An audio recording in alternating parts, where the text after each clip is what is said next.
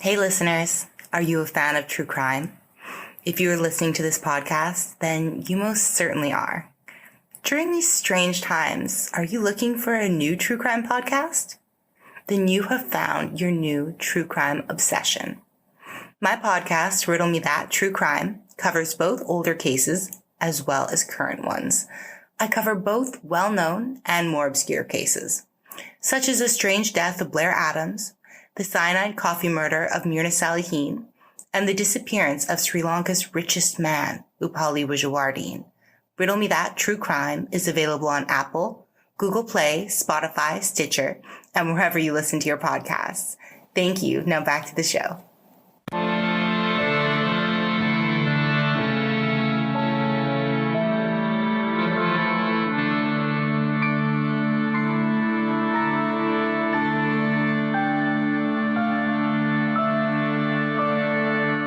Hello and welcome to Yield Crime, where we discuss the funny, strange, and obscure crimes of yesteryear. I'm your host, Lindsay Valenti, and with me is my sister and co-host, Maddie Stengel. Hello. Hi. Ha. How are you? So good. That's good. You know, it's really funny.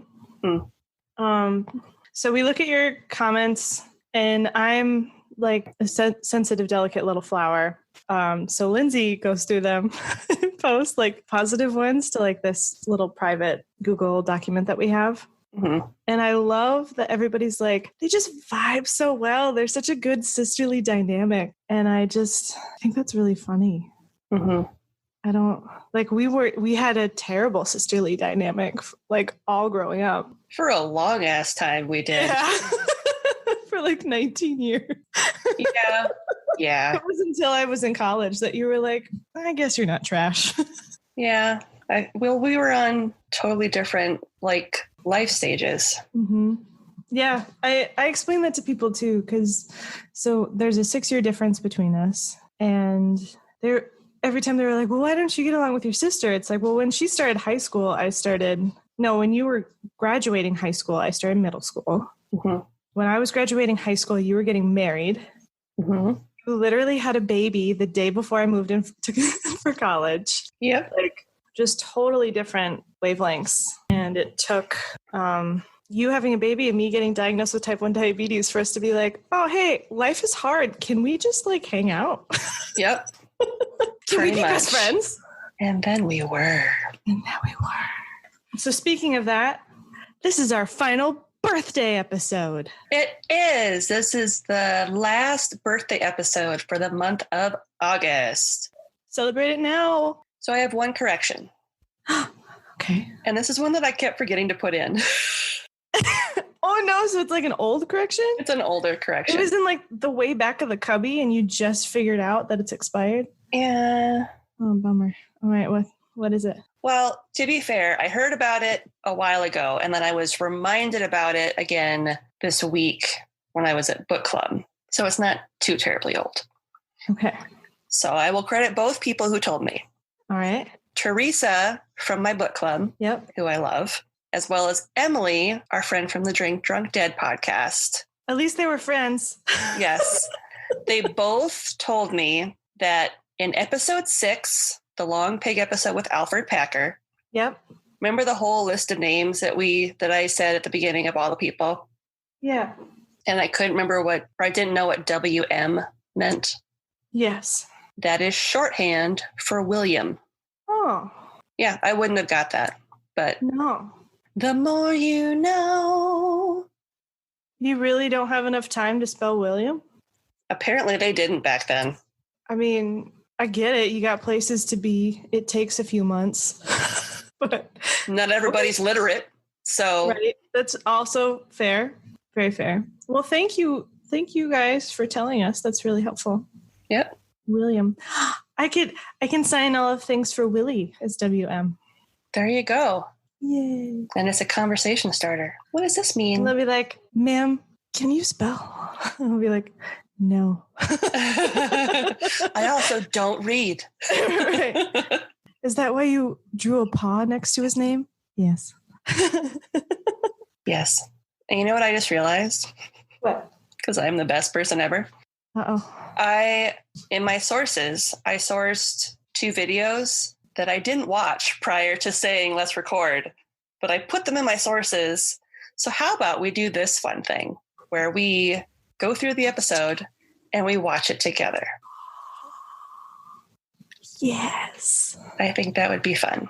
I want to do that. So we will watch both of them at the end. And maybe that can be like a bonus thing for our patrons. Hashtag trampoline. Leave it in. Leave it. Do not edit that out, Lindsay. I was just going to check our Twitter because earlier today I discovered that we were almost at 1,000 followers on Twitter. And at the time of this recording, we are sitting at 992. I'm going to check again at the end of this episode. And if we hit 1,000, I will do something. I don't know what, but I'll do something. You know, it's kind of funny and horrible at the same time. I don't know if I follow our podcast. Jesus Christ. You were the worst co-host ever. I don't even follow my own podcast. I don't know what's happening. No. Yeah, that might be true. Hold on. You could be 993. Yeah. Nope. I'm 994. Oh, that means someone else snuck in those 2 seconds when we were talking. Holy shit, someone was fast. Damn, son. That's cool. Well, sorry that I wasn't following my It only took her to episode 13, folks, to follow our podcast. I do social good. Social media good, she does. I'm good at it. I'm good at the socials. Mm-hmm. # trampoline, #.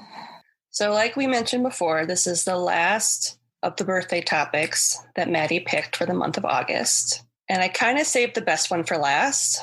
Cool. On purpose. I already forgot all of them, so I'm very excited. Okay, so today we are going to cover the case of the miniature fairy coffins. That's right! Oh my God, I'm so excited. Mm-hmm. Fairy coffins, why? Why? Why? Just tell me why. Why? So I had a lot of information on this one. We get to watch videos about fairy coffins? Hold up. Yes. Connected the dots. And we're going to watch videos about fairy coffins. Yep, 2 of them. Oh my God. You guys better look at these sources. I'm so excited. Yes. So, information for this episode was pulled from the following sources. And heads up, none of them are Wikipedia this week. Because Wikipedia can't handle fairy coffins. Wikipedia can't handle this shit. Only the truth. It's not ready for this jelly. #, the truth is out there, #. So I'm going to hit you with all my sources. A 2018 Mental Floss article by Allison C. Meyer. A 2018 Amusing Planet article by Kaushik Patawari. I nailed it. A 2018 The Scotsman article. A 2013 Smithsonian article by Mike Dash, the National Museums of Scotland website. And then a 2015 video by the National Museums of Scotland, and a 2020 video by Simon Ray of the Edinburgh Film Company. And links to all of these articles will be included in the show notes. Yay. So picture this. I'm ready. In 1836, 3 Scottish boys made a strange discovery on a hillside in Edinburgh under Arthur's Seat. Today, we're going to talk about the miniature fairy coffins and the speculation on what they might mean. I think that means some fairies are dead. Dead fairies. I mean, it's the initial conclusion. Well, then you'd be wrong. I'm just kidding. I don't know. Oh, no. Gotta watch those videos. So Arthur's Seat itself is a place of mystery. It's a long, dormant volcanic hill, which can be seen beyond Old Town Edinburgh and is one of the possible sites for King Arthur's Camelot. Okay. It was also home to the Celtic Vote Adini tribe back in 400 AD. Wow. It's also been the scene of a fictional encounter with Satan. I mean, that would make sense. Yeah. Spooky energy. An 18th century murder Ooh. and a medieval miracle, because dreams do come true. Did like a seat appear when someone I don't needed? know. That's why they call it Arthur's seat. He's like, man, I really want a chair, and it magically appeared, and they're like, wow, Wow, it's so comfy. wow, ooh, a zeppelin. So now we're going to talk about the event itself. Okay. The discovery. Okay, the discovery with the 3 boys. Yes. Got it. I'm there. So a London Times article from July 20th, 1836, which was written by Charles Fort, described how a small group of young boys were looking for rabbit holes on the northeast hills outside of Edinburgh when they stumbled upon a strange cache of 17 tiny coffins, each about 3 to 4 inches long. Okay, I thought it was going to be like a couple. No, there were 17 of them. 17 tiny coffins. Mm-hmm. Oh, it'd be so cute and sad. Mm-hmm. And inside the coffins were tiny wooden figures, each dressed uniquely in style and material. And the coffins were placed in tiers of 8 coffins each, with a third tier holding only 1 coffin. So think like a layer of 8 coffins side by side, another 8 on top, and then 1 single one. Like a pyramid. Like the most lopsided pyramid ever. Like an isosceles triangle, if you will. Very dark pyramid. So as you can imagine, upon this discovery, the local papers had a field day. Well, yeah. With claims ranging from creepy children's toys to the occult. Because of course. I mean, the Scotsman published an article on July 16th, 1836, screaming about satanic spell work as the cause. And I quote, "Our opinion would be, had we not some years ago abjured witchcraft and demonology, that there are still some of the weird sisters hovering about Mushat's Cairn or the Windy Gowl, who retain their ancient power to work the spells of death by entombing the likenesses of those they wish to destroy." End quote. I mean, if I had the power, I'd do that. Yeah, fuck. You want to fight? I'm going to make a coffin that looks like you. I'm going to make a teeny tiny little person that looks just like you and bury them. Only with better clothes is the last insult. Oh, you wish you dressed like this when you were alive. I just picture like little people in like Barbie clothes. Yeah, only it's like all velvet. Oh, God. All of it. It's all just made out of like Berber carpet, like leftovers. or just like... Why is it so scratchy? Unfinished wool. Oh, God. But okay, if this were the case and witchcraft was truly the motive, right? Why would the dolls have been placed so lovingly and carefully in this cave where they would be protected from the elements? Because it was good witchcraft? Or maybe they needed to be preserved so that they could ensure the destruction of their enemies. And like permanent destruction by keeping it preserved. Maybe. Because if it was sorcery, you would think the effigies would have been like actually like mutilated in some fashion, right? Like maybe not. Maybe they wanted to do something horrible like keeping them frozen in time. Maybe. And keeping them in good condition would do it forever. Maybe I was one of those witches and that's how I know these things. I should do a past life regression and be like, did I make those fairy coffins? Blink once for you. Hashtag trampoline time machine. Donate today.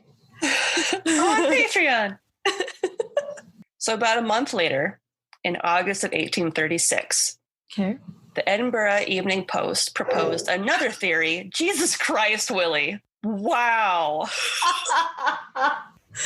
Oh no. Are you okay? Are you dying? Oh my God. I think that's the only reason why he's being pet right now is he wants to be burped. Okay. So let me go back and start that again. Okay. About a month later, in August of 1836, got it. The Edinburgh Evening Post proposed another theory, which was a little bit more grounded in reality. Quote, "An ancient custom which prevailed in Saxony of burying in effigy departed friends who had died in a distant land." End quote. Oh, and that would make sense why it would be preserved too. Mm-hmm. Like it's a tribute, not a curse. But why would they all look the same? They're all going to the same place when you're dead, and it's this weird Scientology thing where y'all gotta look the same, otherwise your thetan levels are gonna be all weird. Yeah, you can't go. You can't sit with them. They all died on Wednesdays. They have to wear pink. You can't sit with us. They all died on Wednesday. That's the truth. Sorry. So another local paper, the Caledonian Mercury. That is a cool ass name for a paper. That is a cool name for a paper. If we start our own paper, we'll call it something cool with like a planet. Pluto's Revenge. Yeah. You doubted me. Fuck you guys, I'm a planet. Dwarf this. See you never. The micro paper. Perfect for these coffins. Oh my God. Oh my God. Okay, what's his theory? Okay. So, quote, "We have also heard of another superstition which exists among some sailors in this country, that they enjoined their wives on parting to give them, quote, Christian burial, end quote, in an effigy if they happen to be lost at sea," end quote. Okay. And that would make sense too if they were all the same, because it's probably just one person that's making all of these. Mm-hmm. So you get to choose your clothes based on ye old binary genders.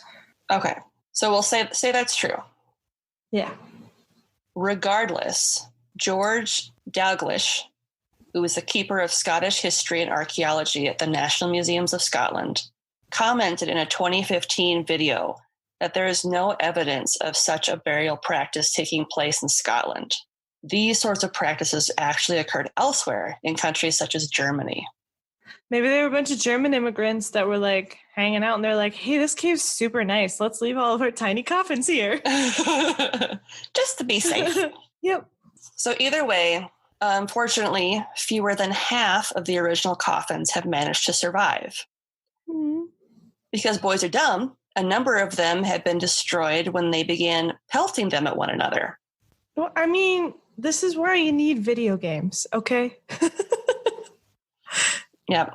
Or the hoop and the stick. Just wasn't enough.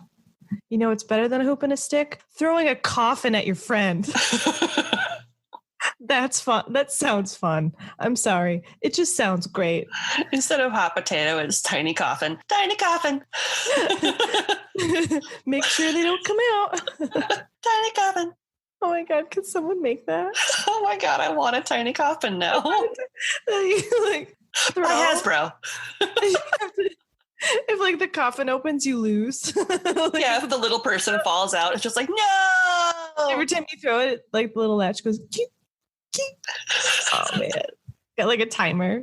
You just become cursed if the corpse falls out. Someone please make that. Oh God, that'd be amazing. That'd be hilarious. Should we have a P.O. box? We should have a P.O. box. Maybe. That'd be pretty cool. I'll see how expensive a P.O. box is. Send me a trampoline. Jesus. Does it fit in a P.O. box? I doubt it would fit in a P.O. box. We would just get a note saying, hey, you got this big ass package in the back that you have to pick up. It's just a really angry, passive-aggressive note from the postal service, the post office that doesn't exist anymore in my neighborhood because of X, Y, and Z. I already don't have a post office, so. That's fine. It's fine. So kids are dumb. They're throwing it around, destroying stuff. Yep. So the ones that survived were eventually brought down from the hillside and ended up in the care of one Robert Fraser, a South Andrews street jeweler who displayed them in his private collection until 1845, when they were auctioned off and sold for just £4, which would be about 112 pounds today. That's not bad for a jeweler. Get some money. Well, it's nice that they gave it to a jeweler too, because I feel like in general, they know how to take care of delicate things. Mm-hmm. And over the years, the collection was passed from one private collector to another until a set of 8 was donated to the National Museum of Scotland by Christina Cooper of Dumfriesshire in 1901. Thank you, Christina. It's very nice. Donating your nice little coffin dolls. I mean, I'm sure she's dead, but I'm sure wherever she is, she appreciates our appreciation. She's in one of those coffins now, so. She just possesses one of the little dolls. She earned it. So now we're going to go into the unsolved mystery. There's speculation on what actually happened and how the coffins were actually discovered. Aliens. Ancient aliens. Take your scrunchie out and scroosh up your hair again. Aliens. So it came out. Aliens. That's it. That's the end of the episode. That's it. It was aliens. Bye. This has been real. Fuck the rest of my notes. It's fine. It's a short episode. So it came out years later, in 1956 to be exact. I know we're time traveling. Aliens. 50s. That it's entirely possible that the boys discovered the coffins after digging with some trowels on June 25th, 1836, on the south side of Arthur's Seat. Because remember, they were looking for rabbit holes. Right. So they're creating rabbit holes? I think they were trying to dig out rabbit holes. Like they were trying to dig into the warren to catch the rabbits. I've read of Watership Down. I know what a warren is. It's on Netflix, and it's sad. It is sad. It's a sad book. If you read it or watch it, it's not our fault. Yeah, I really hope you like bunnies and still like bunnies. Go outside and just contemplate life. Sit in the sun for a minute. There you go. Jump rope. Do something fun. Play some jacks. Open stick. Throw a tiny coffin with a person in it. No. Kid stuff. So after the discovery, their schoolmaster, a Mr. Ferguson, retrieved them from the hill and brought them home. Mr. Ferguson was a member of a local archaeological society, and after prying open the lids on the little coffins, he brought the collection to the next society meeting where the rest of his contemporaries were astonished by the unusual find. Now, there is historical evidence that two Mr. Fergusons were living and working in Edinburgh during the year in question. Okay. There was a George Ferguson, who taught classics at Edinburgh Academy, and Findlay Ferguson, who taught English and math at Easter Duddingston. So it's believed that due to the relation of the cave, that the most likely teacher was Mr. Findlay Ferguson, as Duddingston is directly under the southern face of Arthur's Seat. Okay. And it was also noted in the Scotsman newspaper that the area where the coffins were found looked like, quote, the mouth of this little cave was closed by 3 thin pieces of slate stone, rudely cut at the upper ends into a conical form, and so placed as to protect the interior from the effects of the weather, end quote. Okay. It makes sense. A later account stated that one of the slates was shaped like a headstone, and inside the cave, which was about the size of a 12-inch cube, were placed the 17 little coffins. The Scotsman also included a description of the coffins and their contents. Quote, each coffin contained a miniature figure of the human form, cut out in wood, the faces in particular being pretty well executed. They were dressed from head to foot in cotton clothes and decently laid out with a mimic representation of all the funereal trappings which usually form the last habiliments of the dead. The coffins were about 3 or 4 inches in length, regularly shaped, and cut out from a single piece of wood, with the exception of the lids, which are nailed down with wire sprigs or common brass pins. The lid and sides of each are profusely studded with ornaments, formed with small pieces of tin and inserted in the wood with great care and regularity, end quote. That's a nice detailed account. Yeah. Like if you see pictures of these, like they're extremely detailed, like especially the coffins. Yeah. And we'll post pictures on our social media so you can see them. But this still begs the question, where did they come from and what do they mean? And this is a mystery that's been up for debate pretty much since their discovery. Right. So we're going to go through several of the theories. Okay. 1, aliens. 2, one of the most popular theories is that the coffins were part of some spell work or represented mimic burials, perhaps for sailors lost at sea. Cult stuff. 3. So even though it's been noted time and again that the coffins and dolls seem to be under various states of decay, it's hard to say if that's actually true.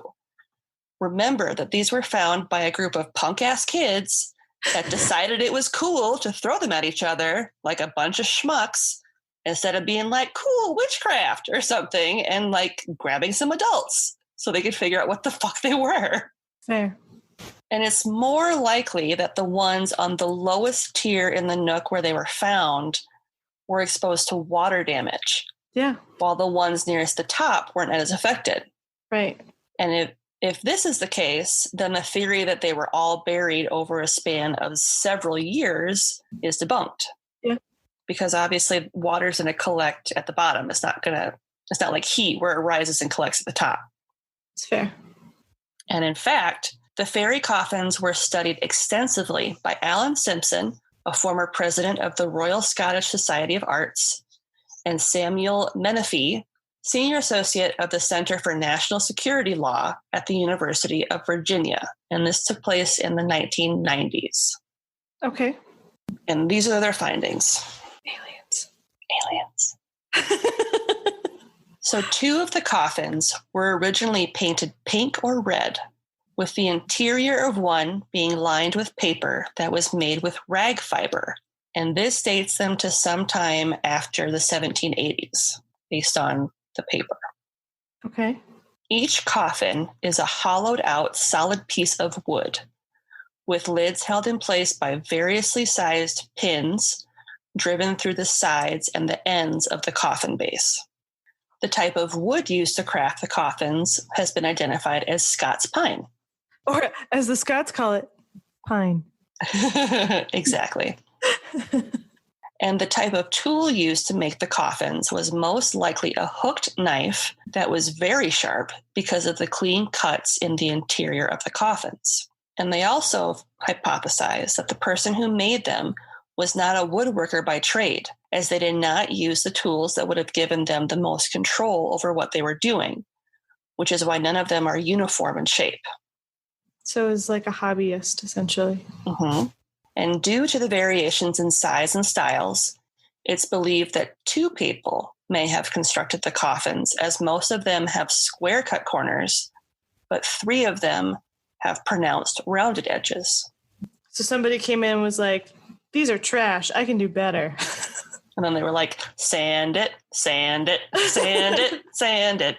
Noobs.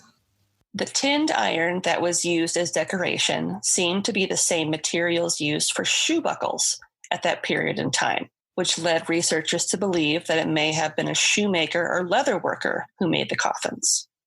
Or maybe a leather worker's kid. Maybe. And the figurines are all fairly uniform in proportions and crafted from close-grained white wood. Some have arms, but several figurines had them removed so they could fit the figure neatly in the coffin. Terrifying. So they still, if you look at the pictures, they still have the arms, but instead of them being attached to the body itself, they're just like resting on top of the body in the coffin. And it's believed that they were all part of a set and repurposed for the burial, perhaps from a set of toy soldiers. Dark.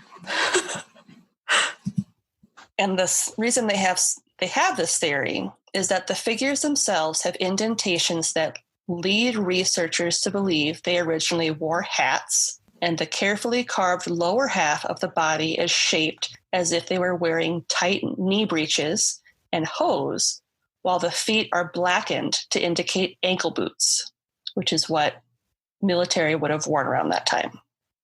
Okay. And you'll notice that the figure's eyes are open, which suggests they were not carved to represent corpses, whose eyes would have been closed. Okay. The clothes themselves are a mix of single-piece suits made from fragments of cloth that were then molded around the figures and sewn into place. And some of the figures have clothing that has adhesive underneath, but none of the outfits represent what traditional grave clothes would have looked like. And the fabrics themselves are all cheap and made from plain woven cotton, although one is clad in a checkered fabric and 3 of them have commercially inked patterns on the cotton. So after careful analysis, the pair of Simpson and Menefee believe the figures date to around the 1790s. But after the cloth was examined by Naomi Tarrant, a curator of European textiles at the National Museum of Scotland, she believes it's more likely that they were buried in the 1830s due to the fact that one of the figures had been sewn into his clothes with a 3-ply blend of cotton thread that only came into use in the 1830s in Edinburgh. So someone had just done it. Pretty much. Yeah. So this was a whole setup. So bearing all that in mind, all 3 of them agree that the burials took place sometime between 1800 and 1830. Okay. And they think that they all took place at the same time, not over the course of several years. That makes sense. Which led them to believe that it was an event-based burial. So what event took place in Edinburgh close to 1830, but before 1836 when they were discovered, that involved at least 17 deaths? Any guesses? Hurricane Sandine. You're very close. It was none other than the Westport murders conducted by William Burke and William Hare between 1827 and 1828. Oh, no. Yes.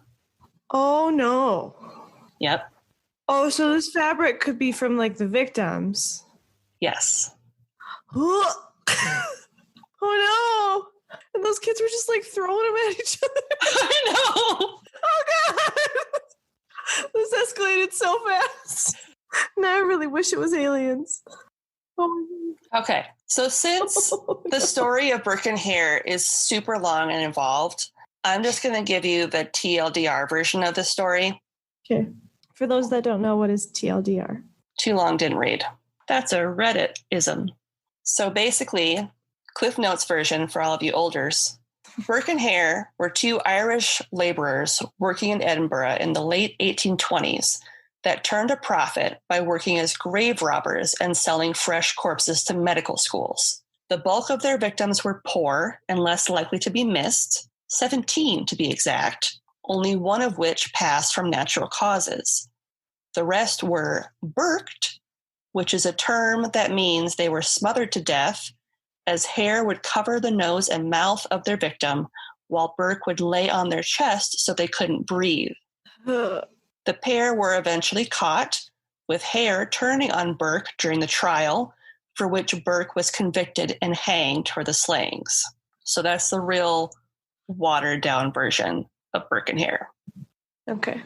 So the theory that Simpson and Menefee proposed is that the figures were made by someone who knew the pair as a way of burying the victims, who were all dissected at the medical schools in Edinburgh and thus never given a proper burial. There's a fatal flaw in this theory, though. Okay. Do you know what it is? No. 12 of their 17 victims were female, and all of the figures were dressed in male attire. Maybe they only knew how to make male bodies. This is true. Because it would have been easier in wood. Yeah. Less bumps. I don't know how to carve breasts. I've never seen them. I know how to make a Ken doll. Let's do that. So if these really were effigies meant to commemorate the victims of Burke and Hare, it's possible they were created due to the belief that one needed a complete body on Resurrection Day. And as all of their victims, including Burke himself, were dissected following their deaths, they would not have been able to ascend. Okay. And just a general doll shape would have been a complete body. Correct. So there's another mystery to add to this tale. Of course. Which is the donation of a quote-unquote 18th coffin, which was received by the National Museum of Scotland in December of 2014. It came with a note that quoted the climax of Robert Louis Stevenson's short story, The Body Snatcher, which was originally published in 1884 and includes elements of the real story of Birkenhair. Quote, "And as Fetz took the lamp, his companion untied the fastenings of the sack and drew down the cover from the head. The light fell very clear upon the dark, well-molded features and smooth-shaven cheeks of a too familiar countenance, often beheld in dreams of both of these young men. A wild yell rang up into the night. Each leapt from his own side into the roadway. The lamp fell, broke, and was extinguished, and the horse, terrified by this unusual commotion, bounded and went off toward with it, sole occupant of the gig, the body of the dead and long dissected gray." End quote. Bummer. Right. Womp womp. Sounds like a not so great time. So this replica, which I have pictures of and I will include it in our Instagram, is a beautiful reproduction of the original 17, but the original sender remains unknown, which is kind of cool. It's a fairy. Aliens. It's an alien that thought fairies were cool, so that it looked like a fairy. He was like, I know this story. I'm going to fuck with these people some more. Yep. And in a 2018 article in The Scotsman, an author and amateur historian named Jeff Nisbet believes he's cracked the mystery of the fairy coffins. Lay it on me. Jeff. Jeff. Noting an event that was a blip in the history books, the Radical War of 1820, Nisbet believes the coffins are a memorial to a political movement and those killed during this war for supporting it. According to Nisbet, many poor workers and weavers in the area had been arrested after a series of protests and strikes took place aimed at improving working conditions and pay. Many of those who were arrested found themselves exiled to Australia, while the ringleaders were executed. Awesome. And following this, many supporters of the movement became indentured servants put to work building what would become known as Radical Road around Arthur's Seat. But why the coffins? Like, what was their connection to all of this? Nisbet believes that the figures were meant to keep the quote-unquote flames of rebellion alive, as well as honor those who lost their lives fighting to improve conditions for the poor and working class. That makes sense. So what are your thoughts? Are these representations to commemorate the women and men who died at the hands of Birkenhair? Are these memorials for victims of the Radical War? Effigies of sailors lost at sea? When did the indentured servants start working over there? It didn't say. When was the Radical War? 1820. I think it's that. Really? Yeah. That makes sense to me that like somebody, because like if you're an indentured servant after trying to get your rights back and potentially have your friends die for believing in something, I feel like you'd want to not necessarily like curse the people that you're working for, but like have something where like this is us like sticking it to the man, but like it's still a secret. So I think that makes sense to me, especially, and it would make sense too if they were, the majority would be male as well for the movement, because typically even if there were females involved, males would be persecuted or prosecuted more than That's true. the women. So That's true. I think that's it.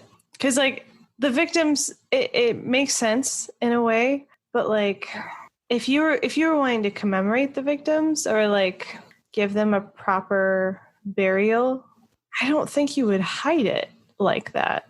It makes sense that like the radical movement coffins would be hidden. It's like That's true. this is something we're sneaking onto your land. Fuck you guys. You got no clue. And then a bunch of kids ruined it and they were like, shut up. Shut up, Greg.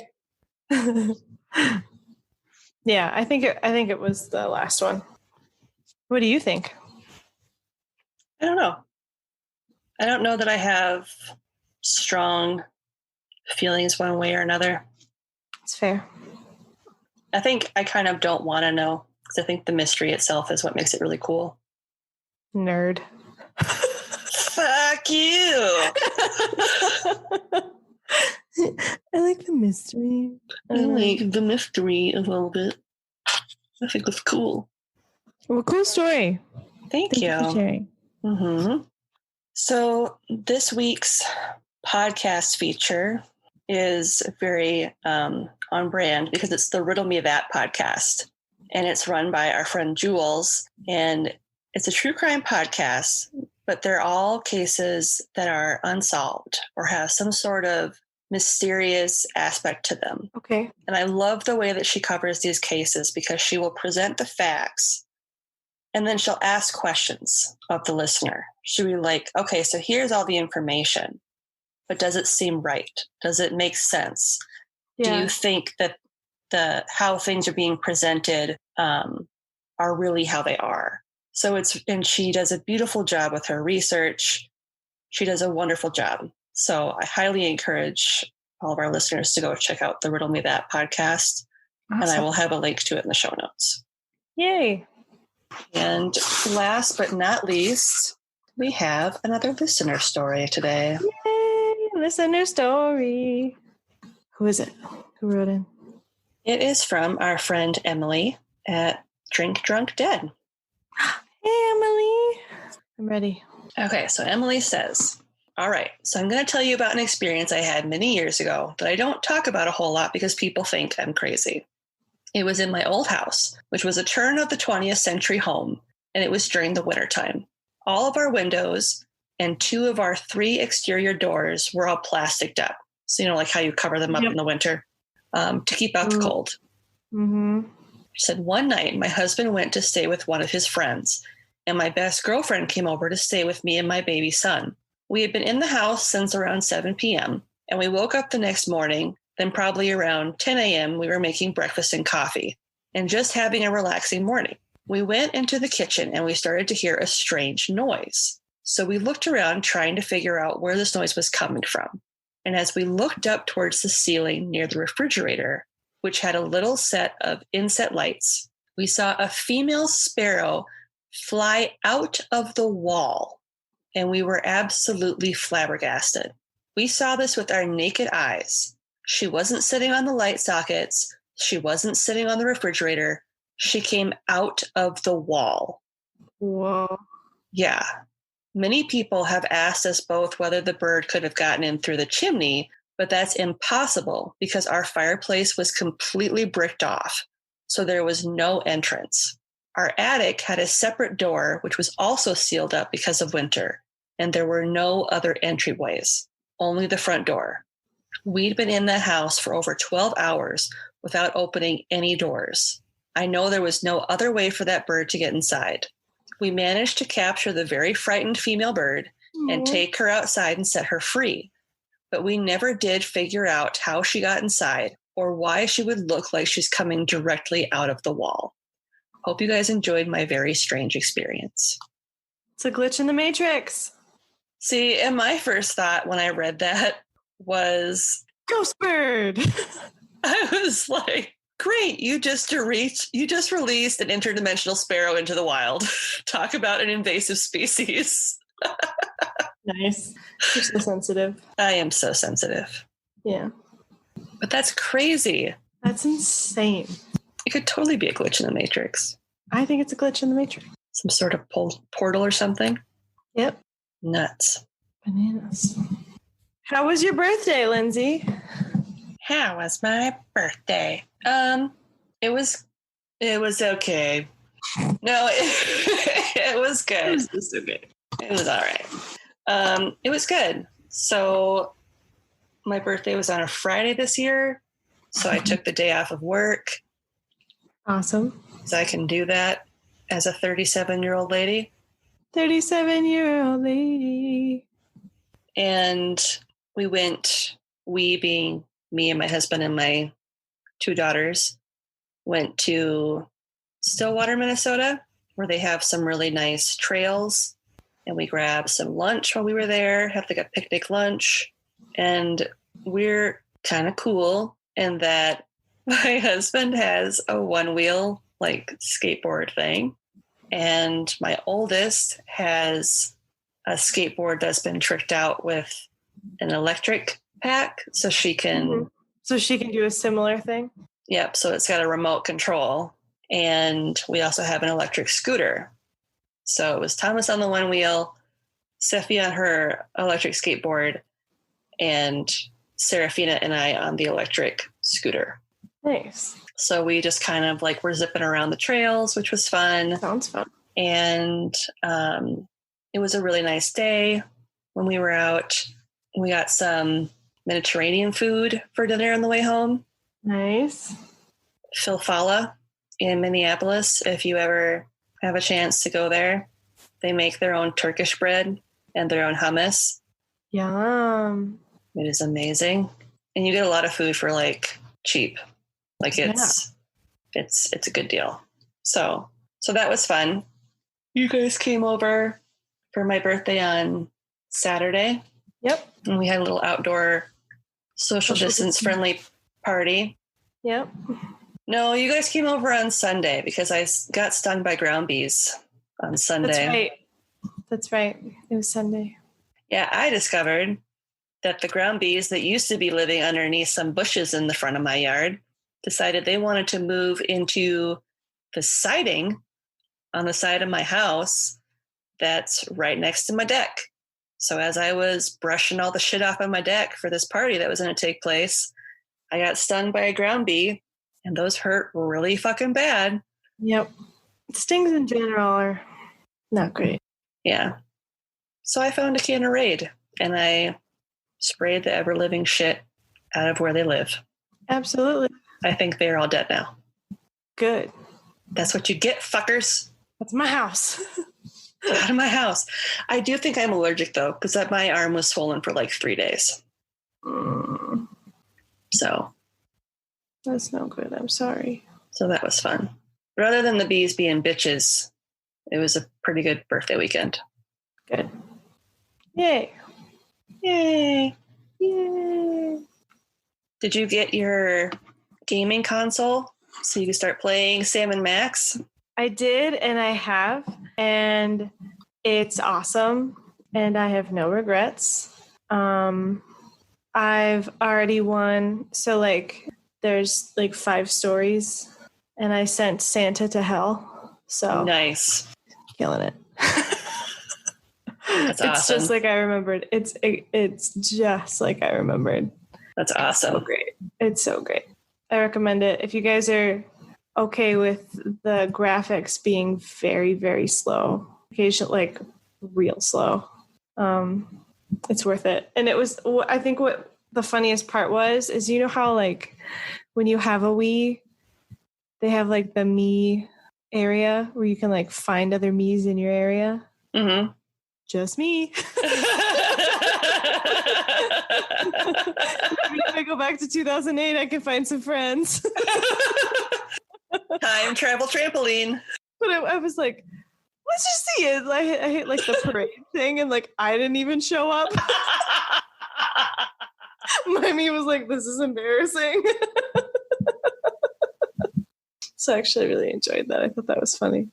That's awesome. Like it's such an old thing that, yep. That's cool. But yeah, I enjoy it a lot. So you can find us online at yeoldecrimepodcast.com and follow us on social media at yeoldecrimepod on Twitter and yeoldecrimepodcast on Instagram. You can also email us at yeoldecrimepodcast@gmail.com. We love to hear what you think of the show, if it's nice things you're going to say, any stories you'd like to share, also fun things. And if you just want to tell us that we're pretty, which we always appreciate. Always. And if you're enjoying the podcast so far, please consider giving us a 5-star rating or review on Apple Podcasts or wherever you listen, because that really helps us out. And if you like us a lot, you can also support us at Ye Olde Crime Podcast on Patreon or by purchasing some of our merch on TeePublic. And we will have links to both of those in the show notes. And as always, I'm Lindsay. And I'm Madison. And we'll see you next time with another tale As old as crime.